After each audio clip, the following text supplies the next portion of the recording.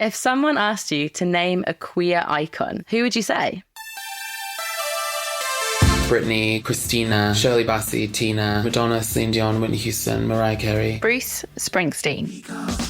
This is Because the Bus Belongs to Us. A serious journalistic quest to get Bruce Springsteen recognised as the queer icon we know that he is. Listen to Because the Bus Belongs to Us on the iHeartRadio app, Apple Podcasts, or wherever you get your podcasts. Hello, I'm Yowei Shaw. Welcome to Proxy. On the show, we facilitate conversations between guests with niche emotional conundrums and strangers with shared experience. And today, we have a really interesting guest. Every time I talk about her and her work, people go, whoa. But first, I have another guest here with me, Proxy's very own reporter-producer, Kim Nederveen Pieterse. Hi, Kim. Oh, what's up, Yowei? Okay, so Kim, what do you do on the show and who are you? Basically, I think about story ideas. I figure out how we can find those people. I convince them to talk to us. And I do a lot of pre-interviews, which works because I'm very extroverted. Kim is the extrovert in this relationship and I'm the introvert. So this is why this works. It's very complimentary. Fun fact about Kim that makes her the perfect person to work on Proxy is that her father is a sociologist. That's right. The sociologist to journalist pipeline. Which brings me to the reason why you are here today. We have two questions to solve. One is a niche emotional conundrum, and one is a very simple material problem. So since launching in May, things are happening. We charted at number 8 in the science category of Apple Podcast charts. Heyo. It's very exciting. Apparently, we are one of Apple's favorite podcasts of 2024 so far. We've gotten a lot of messages from our listeners, and a bunch of people have signed up for Patreon. Thank you to all those people. But we are still far away from making enough money to fund the first season. This is why we've turned on automated ads that you'll be hearing on the show from now on. They pay like $20 per 1,000 downloads, so not much, but every little bit helps. But yeah, I still have a part-time job. We're still using my savings. And most urgently, Kim is only working 12 hours a week on Proxy, which is all I can afford. But there is a path. Someone who prefers to be anonymous has offered to give Proxy funding to get Kim more hours of work for the rest of the year. The catch is we need to hit 1,000 paid members on Patreon this month. These can't be one-time donations.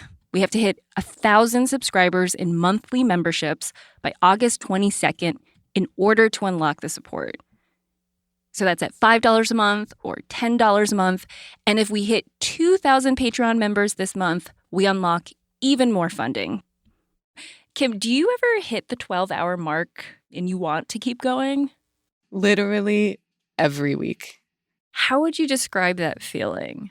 It kind of feels like curiosity edging, but like in a bad way.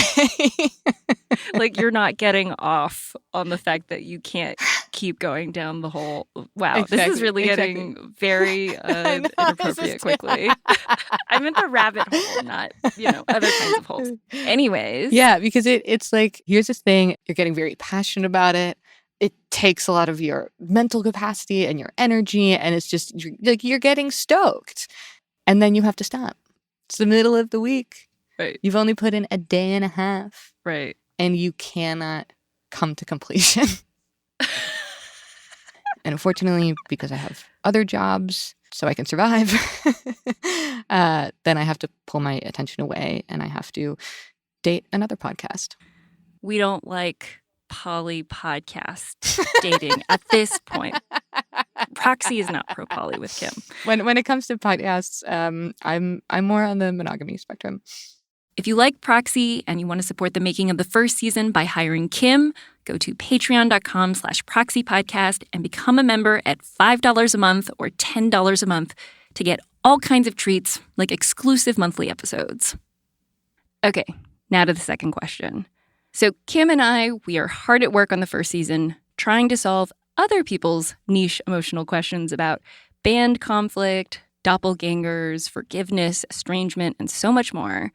But now, I would like to talk about a personal niche emotional conundrum.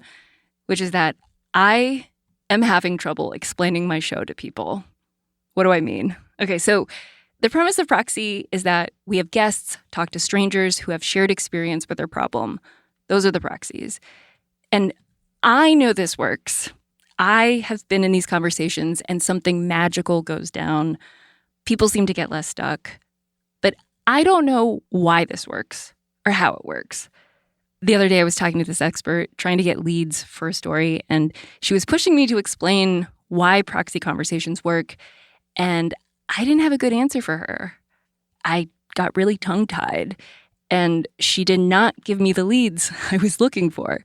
Kim, you were skeptical at first. What did you think when I first told you about Proxy? I didn't buy it. So what was the turning point for you? Why did you decide to spend all of these hours and months on Proxy? Yeah, I mean, basically, in one of those early conversations, I started to realize that what you were reaching for is actually one of the most human things we do. It made me think of things that we often do in religions, where, for instance, you go to church and you drink the wine, which is the blood of Christ. You eat the wafer, which is the body of Christ. You do all of these things that are given a deeper and larger meaning. And I think that move that we make, where we essentially take an imaginative leap and we say, this thing represents this other thing, and we're all going to like agree on that, that can like open up a whole emotional landscape to touch something that we can't otherwise touch. And I was like, oh, I think there's actually something very powerful here. And then in my like nerdy podcast brain, I was also like, oh, other shows don't do this. That is all so interesting. I want to read a lot of books about that and talk to a lot of experts, which is what we're going to do over the next 5 weeks. We are going on a quest to solve the mystery of proxy conversations. Why do they work? How do they work? When does it not work? And I just want to say, this isn't just a quest to be able to better sell our show. We really want to understand the mechanics of this magic so we can do our jobs more effectively. And also because it's interesting. I think this is really a quest to understand something fundamental for all of us. How do we move through difficult emotions? We've all done it. You know, it's a little unpredictable. It's mysterious. What is going on there? This is going to be a series of 4 episodes. And hopefully in the process, we will make our case for why you should support Proxy and hire Kim for more hours.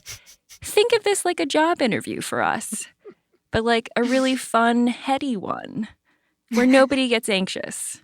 And at the end, I get hired. Yes, hire Kim. Okay, so for our first installment of the quest, I talked to somebody who's done a lot of proxy conversations in a completely different context with much higher stakes. So I heard about this a while ago when I was blabbing about the show to a friend, and she was like, you know that proxy conversations are a thing in restorative justice? I did not know that.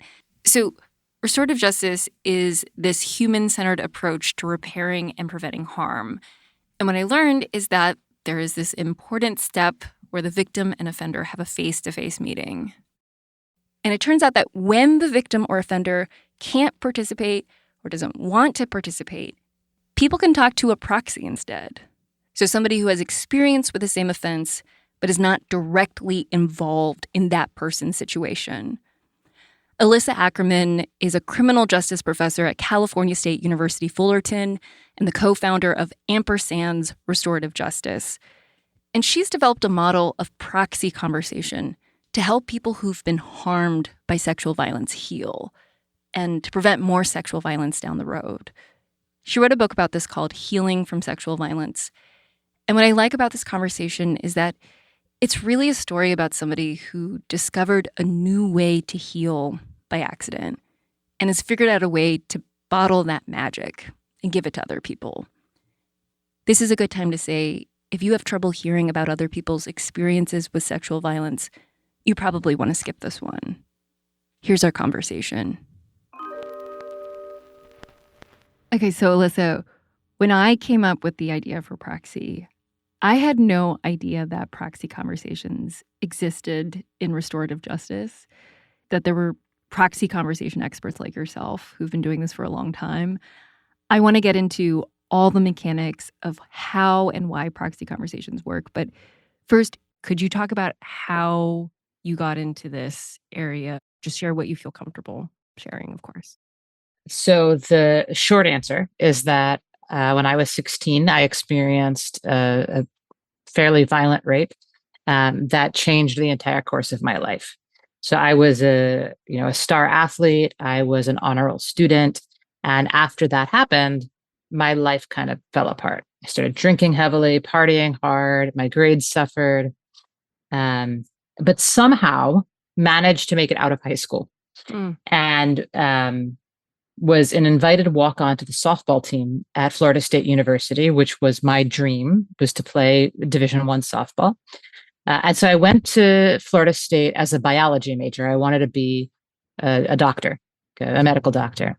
And because of the trauma that I was still in, because I had not dealt with the rape, I failed out of college before fall recess of my freshman year and was in so much trauma.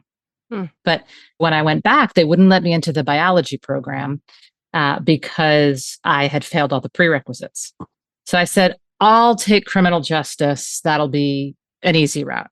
And I fell in love with it. In the first class, it was on human behavior.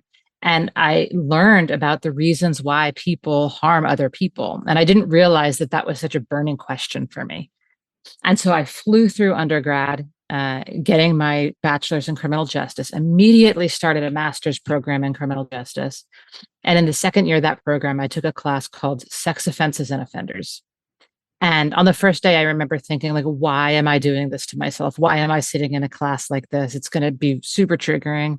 And it turned out to be the moment that shifted my thinking about what I could do in the world, because I always thought with a degree in criminal justice, I would work to end sexual violence and I would work with survivors. But that class taught me that if you want to end sexual violence, you actually have to go upstream and work with the people who perpetrate sexual violence. What do you think happened? Like, what shifted for you? Yeah. So I think while there was an intellectual shift, there's a piece of me that has always understood the why. Like, I remember thinking during my assault, what happened to this man to make him think that this behavior was okay? Wow. Because normal people don't behave this way. So what happened to him? So I was asking that question, years before that. And so I think the shift was more, it really was an intellectual shift, not necessarily a personal one, because I knew deep down, right, there's a reason. Let's get to that reason. But what it did for me was allowed me to compartmentalize, right? So when you're in graduate school and you're studying to be, at that time, I don't think I was studying to be a researcher, but you take classes in research methods and they teach you have to remain unbiased and objective. And so if you have personal stuff related to this, you need to leave that out of the room, because otherwise you're not being unbiased and objective. So I think that was the bigger shift for me. And it allowed me to put my stuff aside. That probably wasn't the healthiest thing for me, to stuff it, but it allowed me to walk into prisons and interview people. It allowed me to work with priests who had sexually abused children. It allowed that because my stuff got pushed. And now, as a more seasoned academic, I've come to understand that you actually can't separate the personal from the professional, and that it's important to name the lived experiences that you have as part of your work, because it does inform the questions that you ask and how you interpret the answers to those questions. Okay, so I want to talk to you about how you came up with this model of proxy conversation in restorative justice, what you call vicarious restorative justice. What's the origin story? So the first person, or one of the first people that I disclosed to, was a dear friend and colleague of mine, Dr. Jill Levinson, who early in my career was like I fangirled her so much. Like I wanted her autograph. I couldn't even stand in her presence because like she's such a giant in the field. Did you literally get her autograph? I'm sure somewhere I have her autograph. She actually is the co-author of this book with me. We've become really good friends. And I remember, so I think I finally disclosed to her in 2014. And I said, like, I'm so terrified to be public about this story because I'm afraid that people won't think that I'm objective or won't take my work as seriously. And she said, you have an important story to tell. The work that you do is phenomenal. And if people aren't going to take your work seriously, that's more about them than it is about you. And, what other people think of you is none of your business. And that advice really stuck with me. And it was because of that I went public about being a survivor. So shortly after that, so she actually lives in the town that I grew up in. I was going to be visiting my family. And she asked me, she says, when you're in town, would you come speak to the men in my treatment program? I think it'd be really beneficial for them to hear from you.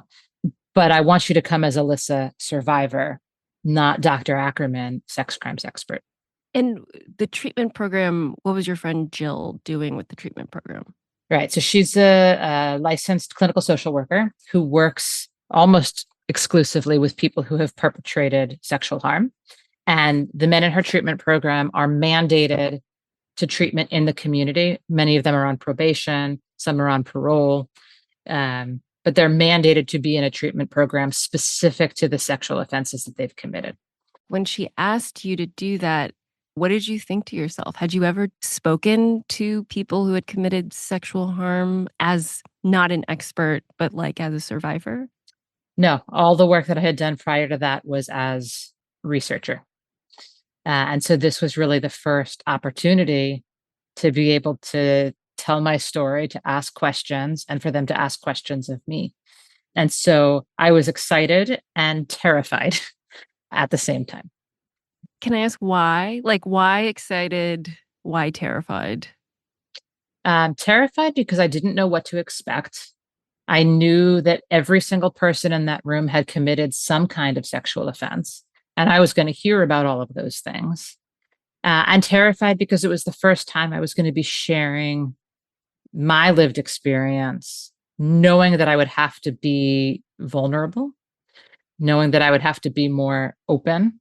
And, when I stuffed my stuff, when I stuffed the trauma, I got very closed off. Like you could even see it in the way that I dressed. I always had on a button-down shirt and a sweater over that, like very covered up, very closed off. And that was going to have to shift for this conversation. And excited for the same reason. I was going to have the opportunity to share my experience in a way that I'd never had the opportunity to do before, and to share it with people who needed to hear it. So I think an important thing to name is that I don't know the man who raped me. I met him at a party 15 or 20 minutes, before we walked out on this beach together. And I know his first name, and I have searched for him since 1999. There's no way for me to have a conversation with him. And I would love that. If he found me, which he could, I'm very public about the story. I would absolutely sit for a conversation with him, but I can't do that. And so I knew that this was the next best thing. That was going to be one of my questions. When you say that you were closed off before this point, like you could see it in the way you dressed, I'm curious, how else did that show up in your life? It showed up everywhere. It showed up in my relationships with other people. It showed up, how I approached my classrooms, just very like, I am the professor, you are the student. And even though I am very empathetic, like that didn't always come out. And in fact, students said to me, like, you walk very fast, you talk very fast, like you're just very to the point. And that's not who I am, but it's the armor that I wore to protect myself in the aftermath of this harm. So it showed up in everything that I did. Even with like friends? Yeah, because they didn't know who I really was. I didn't know who I really was. Because this huge thing that had happened in my life, nobody knew about. Like I hadn't even told my wife. I told her in 2014. And I said, I'm sorry that I never told you, that I lied to you. She's like, you didn't lie to me. You were lying to yourself. And you can't live with a trauma survivor for all of these years and not know that they're a trauma survivor. So you weren't kidding anybody. Oh, She's also a therapist and a social worker. she knows her stuff. So she knew. Wow. So this was a really big deal. When did you go to see Jill's group? This was late 2015, early 2016. Wow. So if you had not told your wife until 2014, so you were going to tell your story to a group of strangers only a year after you had told the people you were closest to in your life. Okay, now I understand the terrified piece. I didn't quite understand all the details. So you say yes, and then you go. So yeah, I pulled into the parking lot in this rental car, and I can see all of the men sitting outside, sitting on the sidewalk waiting to go in. And I just remember being like white knuckled on the steering wheel, like just trying to breathe. My heart was racing. And I got out of the car, walked across the parking lot, had to walk through all of these men to get into the building. And I walked up to Jill's office and I'm shaking. And she's like, how are you doing? And I was like, I'm fine, which is such the armored response, right? Like, what did you think might happen? What were you afraid of? I don't know. I had no idea what to expect. I mean, I think, to put myself back in that space, perhaps I was afraid that I wasn't going to be believed or that I was going to be blamed. So after that, we walked down to the treatment room, and it's, just a room with white walls and, chairs in a circle. And Jill asked me where I wanted to sit in the room. And I cannot have my back to a door. It's very, very hard for me. But I chose a seat near the door, and I made sure that Jill was sitting right next to me. And then the men came into the room. And I think at that point, my nerves settled because I realized as I looked at all of them that they were far more terrified of me than I was of them. How could you tell? Just sort of the wide-eyed. They felt very awkward. They didn't really know, this is their treatment space and they come into this space every week, but it felt like they were coming in awkward. And some of them didn't want to look at me. And some of them were just like, you could tell that they were, by their facial expressions, in terror and fear. And so at that moment, I realized, we're all experiencing a similar emotion here. And if they're more terrified of me, I can just breathe. It's going to be fine. So you have that moment of calm. You stop shaking. What happens next? So Jill gave me the opportunity to introduce myself and share my story. And then all of the men in the group had to go around and tell me their name and talk a little bit about the offense that they committed. That's the accountability piece. You have to name what you did. And then we moved into being able to ask each other questions. What did it feel like to tell your story? Because this is the first time you were telling your story in this way to people who had committed a similar offense. Yeah. So I think with family and friends, and even with other survivors who may have similar experiences, I don't often share details. Those are mine. And those are for me to share with those that I feel comfortable sharing it with. But with the men in this treatment program, they needed to hear what happened. And they needed to hear about how what happened impacted me, both in the moment and long term. So there was a comfort with them. I don't know if comfort's the right word, but there was a comfort, a connection with them because many of them had committed offenses that were similar. And so they knew what it was like to be in a situation like that from the other perspective. How did you know the people in the room were connecting with it so deeply? You know how sometimes you could be having a conversation with somebody and you can tell they're just not in it. And other times you can tell that they're really dialed into the conversation. Every single person in that group, except for one. They were dialed in. They were paying attention. You could see some of them were shaking their heads like I understand that. Either I've experienced that myself because I have experienced harm, or I can see it in the person that I harmed. The only person in the room who was not connecting was a man who committed we call it CSEM, child sexual exploitation material. And he said, I don't even know why I need to be here. What I did was nothing compared to what happened to you. Like, I don't even know why I have to sit here. But he sat there. And the next time I came back, he had been able to spend 6 months connecting with what I said. So even though in the moment he wasn't connected, later on he became connected. How do you know that he became connected the second time around? He came up to me and he shook his finger in my face and he said, Doc, I've been thinking about you for 6 months. And I said, I don't know if that's a good thing or a bad thing. And he said, no, it's a good thing, because I recognized that if the children in the pictures that I looked at experienced even a quarter of what you experienced, I will never look at another image of child pornography for as long as I live. Wow. Do you know if that's true? I don't know if that's true. Mm. But what I do know is that when people are given proper treatment, their rates of reoffending are actually quite low. And so having the opportunity to connect with somebody on the level that we connected only aids in that treatment completion. So you share your story, and then now it's their turn to share their stories, or at least the offenses that they committed. What was that like for you? So it was hard to hear, in part because it was very hard for them to share. Like, there was so much shame in having to face a survivor and look her in the eye and say, I did this to another person. And so for some of them, Jill had to coach them and say, no, you have to share about what happened. And so it was very powerful for me to hear people seeing the shame that they were experiencing, be able to look at me and say, I committed this rape. I viewed child pornography. I sexually abused my 4-year-old stepdaughter.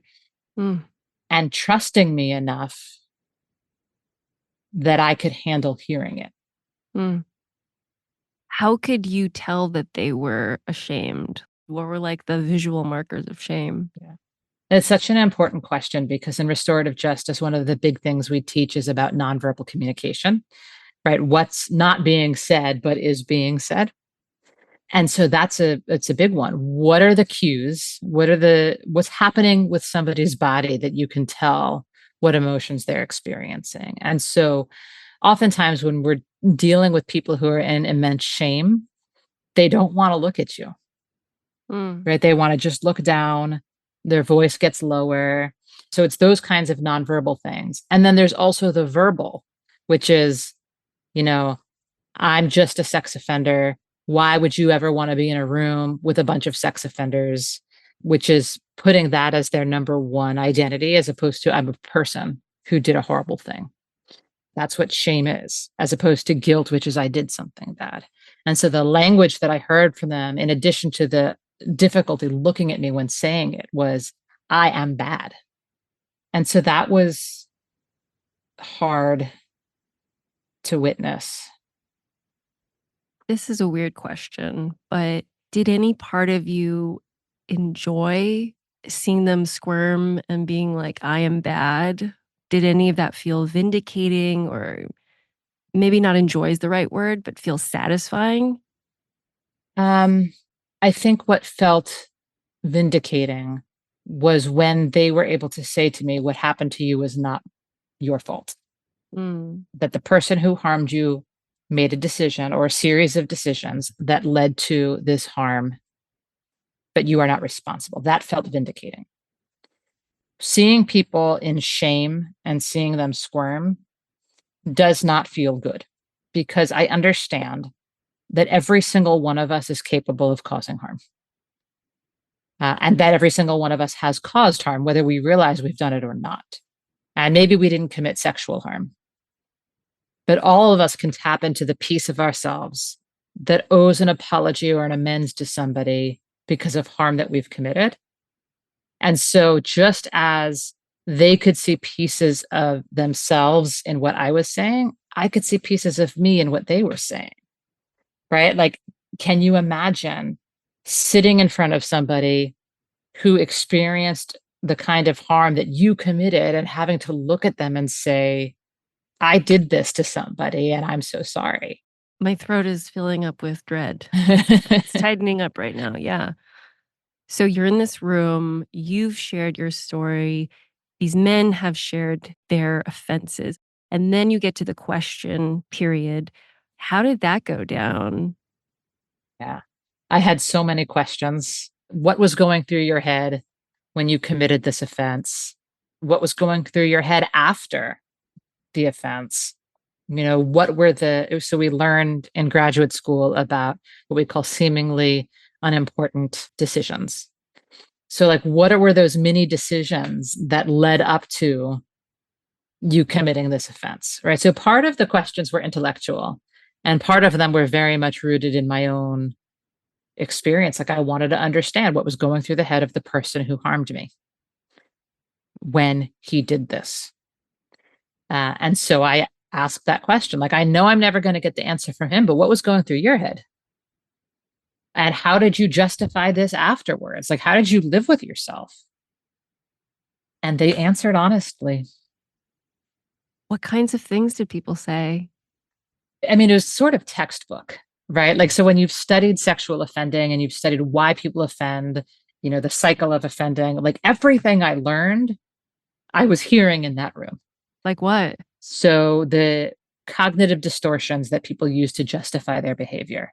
There's a list of them, and I could hear all of them happening in this room. How did you abuse a 4-year-old? Well, she came up to me and, I was just in my boxers and she touched my penis, and therefore I knew that she wanted this. Oh my gosh. She had been sexually abused beforehand. So it wasn't like I was the first person that was harming her. Oh, so hard to hear. Yeah. Right. And yet that's classic.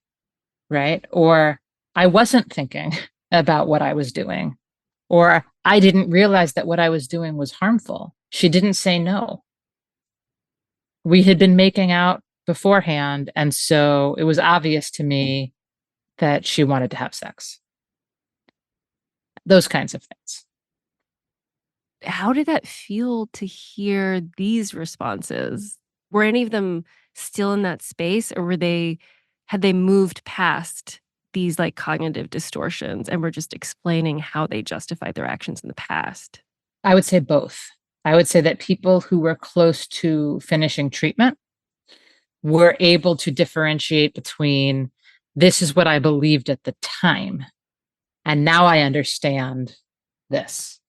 And there were other people who were still firmly entrenched in those distortions. Now, the question about how it felt, it's sort of a hard question to answer because even though I was able to take off some of the armor, there was still a lot of healing work that I needed to do. And one of the things that I often talk about is that when somebody experiences sexual violence, and in particular, the kind of sexual violence that I experienced, they disconnect from themselves, right? So I describe my rape as watching it from somewhere above the scene, completely dissociated from my body. And I don't know that by 2014, I had come back to my body. And you had said earlier about the PhD and the letters after your name. That's a coping mechanism for not being in my body. I lived in my brain, right? So if I could intellectualize this, if I could write the next journal article or give the next talk or write the next book, it was proof that I had healed. But it actually wasn't, because I was not connected to my body in any way. Like I'm sitting here trying to think about, well, how did that feel to hear those things? And I think I just intellectualized it. I think I understand what you mean. What does it mean to live not in your body? I can give you a perfect example. So right about the time I told Jill about my rape, I was standing in the doorway of my home watching my children in the front yard. And it was a cedar house in Washington State. And I had my arm propped on the door jamb. And I moved my hand down and got a major splinter through my hand and didn't even know that I had done it. Like my hand was bleeding and I didn't even know it. Wow. Because there's so many things that happen to the body after sexual violence. Migraines, pelvic pain, right? Back pain, unexplained body pain. I had all of that. And I needed to shut it off because there was no fix for it. And so I just lived in my head so that I didn't have to experience those things. Your body had figured out a coping mechanism to not be in your body. And as a result, you wouldn't feel pain. Right. Or trust any body instinct. Right. Oftentimes when we experience fear or we're nervous about something, we can feel it in our bodies. And when you are not a trauma survivor, you trust that feeling. And when you are a trauma survivor, you either ignore the feeling, don't even realize the feeling is happening. And so that's what life was like for me prior to really doing the trauma work. Right? Like there have been moments in my life post-rape where bad things happened because I didn't either trust my body or feel that fear. Huh. Like it's very common for survivors of sexual violence to experience additional sexual violence. And that certainly was the case for me. Hmm. And it was because, and this is not to sound victim blaming at all, but non-trauma survivors would not have been in some of the situations that I was in because they would have trusted what they felt in their body. And I didn't feel it. Mm. But that moment, standing there, realizing that I had to take off the armor to have this conversation and feeling my body was such a significant milestone for me because I hadn't before.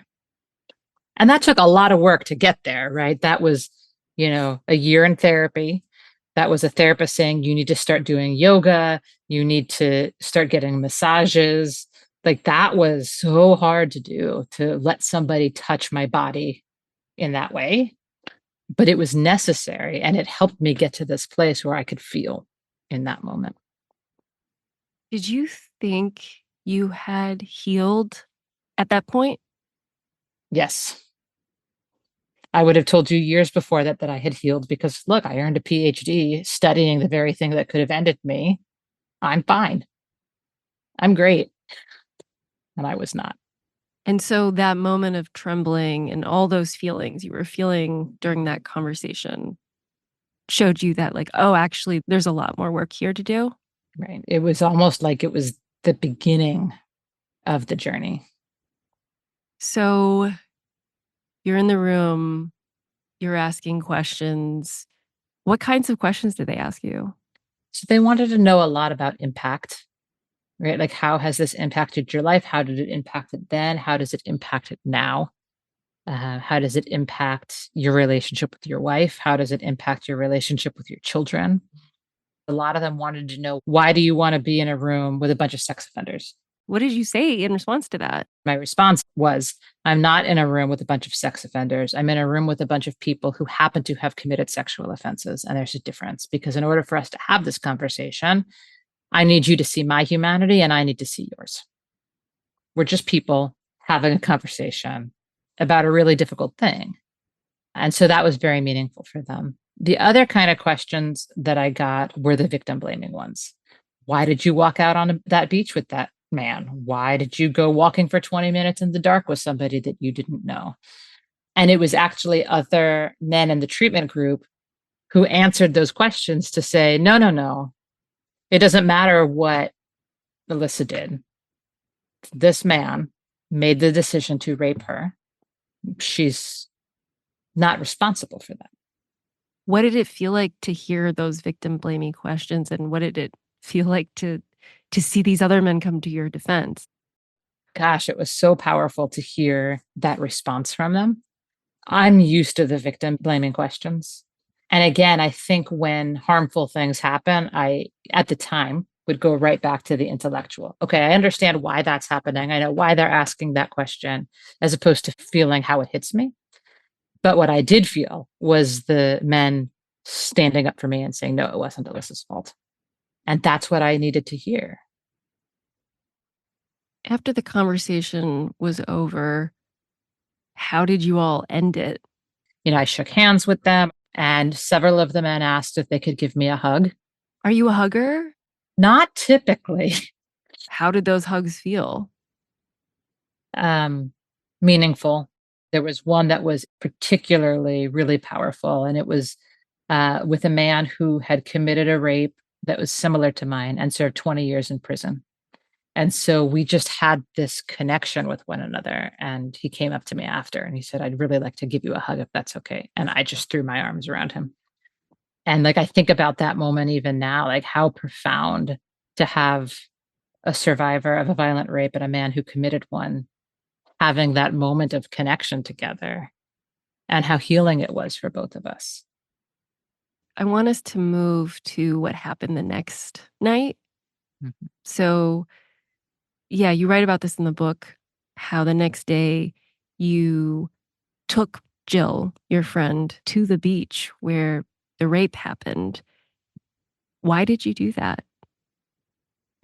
So I had been back once before during the day, but there was something I think that was necessary for me to go back at night. And so before the trip, I asked her if she would go with me. When I was before I even got on the plane, I said, I think I want to go back. Will you go with me? Hmm. And then after the conversation with these men, it felt even more relevant.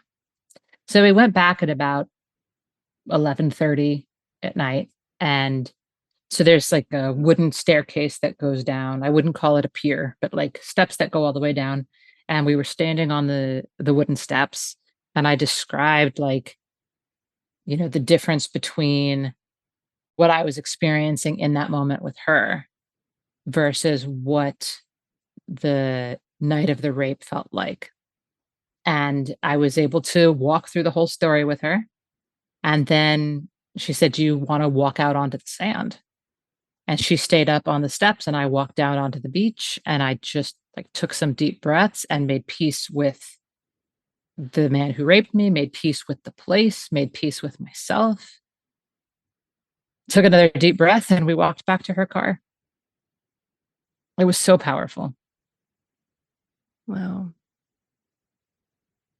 Okay, so you experienced the magic of this. Would you call this a proxy conversation? Yes. I wouldn't have at the time. I didn't know what it was. But afterwards, I would say absolutely this was a vicarious restorative justice process, and I was a proxy survivor. Mm. So you had this transformative experience and you wanted to do it again. And you end up working with your friend and colleague, Jill, to come up with this model of vicarious restorative justice. Could you walk through the steps of the process with a real life example? Sure. So typically the referral comes from a survivor. Sometimes it will come from somebody who has perpetrated harm. And we do a pretty intensive intake process to ensure that the parties are ready for a process. So we are looking at things like depression, anxiety, PTSD. People who are in active trauma are not good candidates to participate in restorative justice. Because if somebody's going to be triggered by telling their story, we are not going to engage in a process that's going to re-trigger them. So if somebody is easily triggered, cannot come offering the benefit of the doubt. If they are threatening to go to the media, if they want a lawsuit, we're not going to bring it to an RJ case. You have to have done healing work on your own before a process like this. So when a survivor comes and says, I am interested in a restorative justice process, the person who harmed me is deceased, they don't want to participate, I don't want to talk to them, I don't know who they are, but I'm really interested in a conversation, we pair them with somebody who has committed a similar type of offense. Whether it's a vicarious process or a traditional process, we follow the same steps. So there's always going to be referral, intake and assessment, pre-conference work, conversation, debrief. So the story that I want to share is about a woman who came to me about something unrelated. And in one of the conversations I had with her, I brought up, what would a conversation with somebody who committed a similar kind of offense feel to you? And she kind of mulled it over. She's like, I've never thought about that. And then she came back and she said, I think I would really want to have a conversation. So this is a woman who is in her 60s, who experienced child sexual abuse at the hands of her grandfather and other members of her family when she was very young. And has spent her life trying to heal from this trauma. And so she says, I want to have a conversation with somebody who committed a similar kind of offense. So we paired her with somebody who had sexually abused their daughter, and I think their daughter's friend. And this was somebody that I have worked with that has done their own healing work. And so we went through pre-conference with both of them. And that led to a conversation. We did the conversation on Zoom that looked just like a regular process would look. She got to tell her story, and they had to listen, and they had to take accountability for the harm that they committed. And it was this really, really beautiful conversation. Both of them were in tears. And afterwards, in the debrief process, I spoke with this woman about the impact of this conversation. And she said, I've been taking psych meds my whole life. And this is the first time in my life that I don't have to take them. So there was something incredibly healing about the conversation that allowed her to deal with the mental health issues that she faced and then be able to stop taking psych meds. Wow. In your debrief with the other party, how did it impact him? So this person identifies with they, them pronouns. Oh, thank you. So they were equally as moved, having this opportunity to really own the behavior to somebody who needed to hear it, felt really meaningful for them and very healing. And they would do it again. I think we believe that most people who harm don't have remorse, don't want to show remorse, don't care about the harm they committed. That has not been my experience. I've worked with over 500 people, mostly men, who have perpetrated sexual harm. And I've only come across one or two that didn't have remorse and couldn't show remorse. I want to talk about the word accountability. How does restorative justice define accountability? Because I guess there's like this punitive voice in my head that I feel uncomfortable with. This voice that's like, what about material consequences? How do we know they mean it? How do we know this isn't a performance or an act? Are they just using this method to try to get out of legal consequences? A great question. So let's start with the criminal legal process. Punishment and accountability are not the same thing. And most survivors, especially those who are marginalized in any way, are not going to go to law enforcement, right? Only about 20% of sex crimes are ever reported to law enforcement. And of those, even fewer end in a conviction. So very few people are getting justice from the criminal justice system. So that's number one. Number two is that even if they did go through a criminal justice process, the survivor voice is not part of that process, right? The survivor has very little say because they become evidence in their case, and it is the state versus the offender. So somebody who's convicted of a sex crime is convicted of violating a statute against the state, not against the person. And so that person's needs cannot be met through a criminal legal process, but they can be met through a restorative justice process. So in restorative justice, when we use the word accountability, we are thinking about active accountability. So it's one thing to name the harm. It's another to take steps to ensure that you're not going to behave that way again. So we use the word amends, right? As opposed to apology, because apology is very passive, right? I'm sorry if what I said hurt you. That's not an apology. But an amends is, I committed this specific act against you. I have learned about the different ways that my behavior may have impacted you. Here are the active steps I am taking to ensure that I don't behave that way again. And what do you need from me? Now, many of the answers to those questions happen in pre-conference. So one of the first things we ask survivors is, what do you need from this process? And what can we do to help make sure that the person who harmed you or the person sitting in as the proxy takes those steps? So oftentimes it's things like, I need them to tell my family the truth. Right? It's one thing to tell me, I need them to tell others the truth about what they did. I need them to live in sobriety.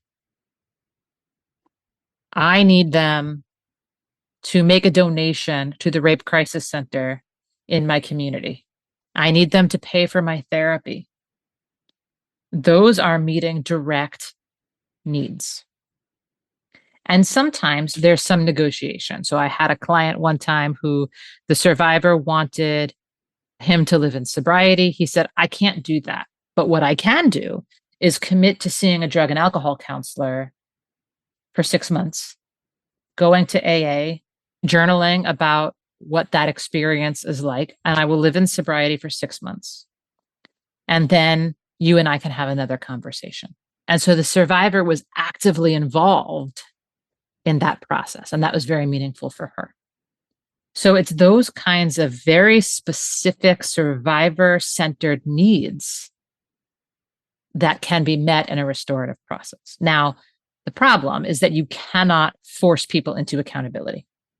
So if at some point the harm doer says, I don't want to do this anymore, you can't force them. I'm curious what failure looks like in a vicarious restorative justice process. Has it ever just really not worked? I've not had a process that didn't work. And that's because I often stop processes before we get to that conversation, because I see that somebody isn't ready. But typically, when something isn't going to work, there's one of two reasons. One, the survivor is not ready.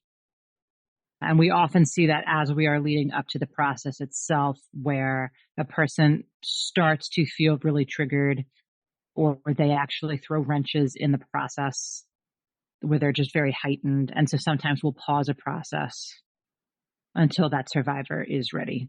The other is when the harm doer cannot admit to the harm and cannot be accountable. And I have had that happen in process, where I've had somebody who had perpetrated harm say, I'm sorry if you were harmed, or I'm sorry for that thing I did to you. And I will stop the process at that moment and say, you need to specifically name what you did. That is a requirement of this process. And if you can't do that, we're going to end the process, because not naming it is causing more harm. And that typically prompts them to be able to say it. All right, Alissa, now for the question I've been waiting to ask this whole time. So my new podcast is all about Proxy conversations. That's why it's called Proxy. I've only facilitated a few of these, but in every one that I've witnessed, something magical goes down. Like there's some kind of release. So I know it works, but I don't know how and why it works. You've facilitated dozens of Proxy conversations by now. You've even had a transformative experience being a proxy yourself. Why do you think it works when it works? We are craving authentic connection with other people. And sometimes that connection comes when we're dealing with these very difficult conversations. And it requires a certain authenticity and vulnerability to enter into that conversation. It requires a level of self-awareness and a level of honesty that people are coming to that conversation with. And I think that's why it works, because when you come to a conversation with those elements already in place, that connection is incredibly, incredibly powerful. And I think that's why it works. Like if you just took two random people and put them in a conversation, it might not work. But if you prepare people there's this expectation of honesty and vulnerability and authenticity. People will rise to that occasion. It also seems like talking to a proxy takes away some of the emotional sting. I don't know if that's true. Is that true? Yeah, I mean, it's definitely different. It's definitely a step removed. And I think that's why survivors of sexual harm want proxy conversations, because it does take away some of the terror or trauma they might feel seeing the person who harmed them. And so I think there is less of a sting. So it's not the same, but it's very, very close. Yeah, it feels like there's a magic trick that happens with proxy conversations, because in some ways it really doesn't make sense why they work. You know, like you're talking to someone who did not directly harm you, who doesn't have answers to your specific questions about what happened because they weren't the person who did it. And so there's like this leap of imagination there, this context jumping that I find very interesting. I've witnessed it in the proxy conversations that I've facilitated. What do you think is going on? Yeah. So what I have heard from survivors who have wanted proxy conversations is that what they wanted was to just hear somebody take full responsibility for the kind of harm that they experienced. That they're never going to get that from their dead grandpa. They're never going to get that from the person who harmed them because they're not capable, they're dead for whatever reason. But to hear somebody authentically take accountability is so meaningful to them, and that is healing. Like I think it's the hope that it is possible for there to be true accountability, and maybe they're never going to get it from the person who harmed them, but to hear somebody else say it and to hear somebody authentically answer the questions that they have maybe offers a hope that it's possible that others can too. It reminds me of something I heard the other day, this analogy. I don't know if you've heard of this type of treatment for amputees called mirror therapy. Apparently, a lot of amputees experience pain in the limb that's amputated. It's called phantom limb pain. And so, mirror therapy, you do these exercises where you sit in front of a mirror and you watch the intact limb move in the mirror so that it looks to your brain, you see both of your limbs. And apparently, this tricks the brain into seeing the missing limb and causes rewiring and quiets the bad memories or something. So it tricks your brain out of the pain. That's fascinating. I've never heard of that before. So what comes to mind for me is how trauma memories are encoded, right? And so when you experience trauma, the body encodes those memories differently than memories that are encoded that are not related to trauma. And one of the things that is so powerful about sharing your story is that it helps to rewire and helps to refile where the trauma memories sit. It's very similar to like EMDR therapy. And in fact, there was a study that found that restorative justice has similar outcomes to EMDR therapy. So I think, you know, to compare that to what you're talking about with this mirror therapy, I don't know that it's tricking the brain, but it is certainly rewiring where the trauma memories are encoded. And when you can tell the story in a safe place, and you can tell the story in your own words, and the people around you listen intently, it helps to file those memories differently. Okay, last question. Do you have any advice for me as I embark on this proxy conversation adventure? I would say make sure that the people that you are engaging in these conversations with are prepared for these conversations. The other thing that I would say is be authentic, be yourself, because people will pick up when you're not. And if you can mirror authenticity, they will mirror it back to you. Thanks, Alissa, for this advice and for this conversation. I really appreciate it. And I've really enjoyed talking with you. That was Alissa Ackerman. She's a criminal justice professor at California State Fullerton and the co-founder of Ampersands Restorative Justice. You can find out more about our restorative justice work at www.ampersandrj.org. We'll also link to it in our show notes.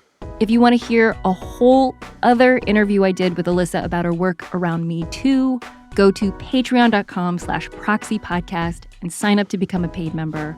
Hundreds of people have reached out to Alissa since the Me Too movement started. And Alissa has been on the front lines doing the difficult work of trying to help survivors heal and also hold harm doers accountable. In the interview, Alissa tells the story of a specific case of a guy in his 60s who, because of Me Too, came forward about a date rape he committed in his 20s. You can be a nice person and still make a terrible decision to harm people. Like, none of us are the worst thing we've ever done. None of us are the worst thing that's ever happened to us. We are so much more than that. I gasped several times when talking to Alissa about Me Too. It is a challenging interview and an eye-opening one that made me think differently about what to do with people who've committed sexual harm in our lives. You can hear that exclusive interview by going to patreon.com/proxypodcast and becoming a paid member at $5 a month or $10 a month. You'll also be hiring Kim, so thank you. Next week, we'll be back with the second episode in our 4-part series to try to figure out why proxy conversations work, where I turn to someone who is also a proxy conversation expert, but in the comedy world. Thanks for listening.